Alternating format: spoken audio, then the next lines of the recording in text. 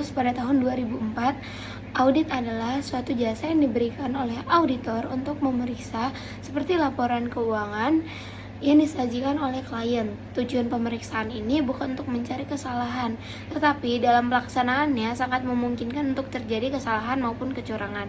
Dari yang saya simpulkan ketika penjelasan di kelas, audit ini adalah suatu opini yang harus disajikan dengan kompeten, dihasilkan dari bukti yang diterima dengan benar dan dapat dipercaya untuk dievaluasi. Apa sih laporan audit? Oke, laporan audit adalah menurut website yang saya temukan, ini tuh artinya dokumen yang dibuat oleh seorang auditor profesional pada akhir proses ataupun periode proses audit. Nah, ini tuh memberikan detail yang baik pada laporan keuangan perusahaan. Kemudian, laporan audit ini dapat disesuaikan dengan ketentuan ISA dan PSA. Dia juga memiliki regulasi pendukung seperti peraturan OJK, SPAP, dan sebagainya. Kemudian isi dari laporan audit itu ada seperti pendahuluan, tanggung jawab manajemen maupun auditor, ada opini auditor yang menjadi bagian terpenting, ada tanggal pelaksanaan audit, dan sebagainya.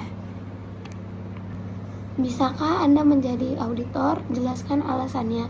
Jika saya harus menjadi auditor laporan keuangan, mungkin untuk saat ini saya belum bisa, dikarenakan saya tidak memenuhi syarat legal seperti memiliki sertifikat yang udah profesional.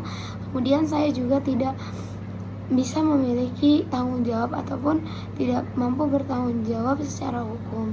Tetapi kedepannya saya nantinya akan mengikuti beberapa sertifikat profesional yang mungkin akan membantu saya lebih mudah menjadi seorang auditor.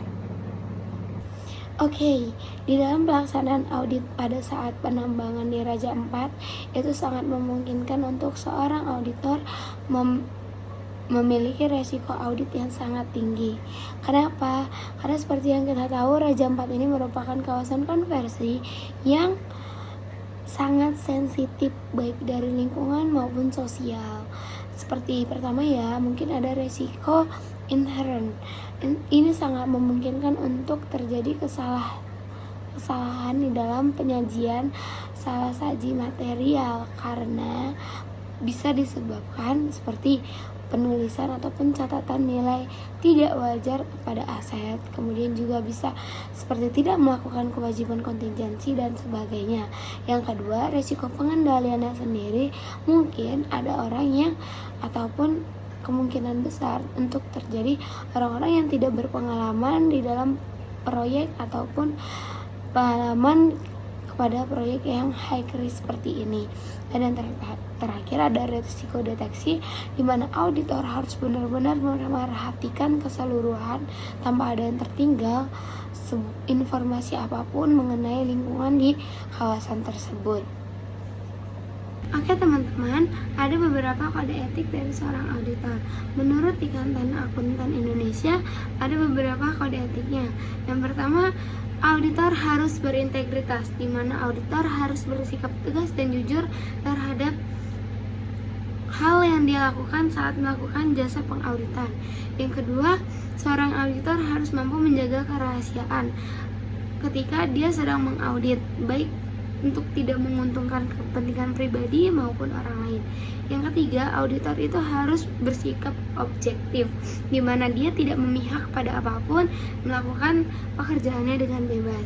Yang keempat, seorang auditor harus profesional, di mana sikap profesional di sini itu dia hanya melakukan sesuai dengan aturan yang udah ada dan menghindari segala hal-hal yang mungkin bakal merusak reputasi dari profesinya. Kemudian kode etik apa saja sih yang sering dilanggar? Yaitu objektivitas dan profesionalitas. Contohnya, ketika ada laporan keuangan dari sebuah PT yang dinyatakan wajar oleh auditor eksternal, padahal isinya rekayasa laporan keuangan, itu sama dengan menurunkan kode etik dari seorang auditor. Ada tiga tahapan audit menurut ISA. Yang pertama ada penelitian dan perancangan resiko, di mana si auditor ini nantinya memahami di mana entitas dan lingkungan bisnisnya, sehingga ia dapat mengidentifikasi masalah atau salah satu ataupun salah saji material. Yang kedua, ada tanggapan terhadap risiko yang diidentifikasi, di mana auditor ini nantinya akan menerapkan prosedur dari audit untuk masalah yang udah teridentifikasi. Dan yang ketiga, ada pelaporan, di mana si auditor ini nanti akan menyusun hasil dari pemeriksaan audit yang dia sudah lakukan. Apa sih yang paling penting tahapannya?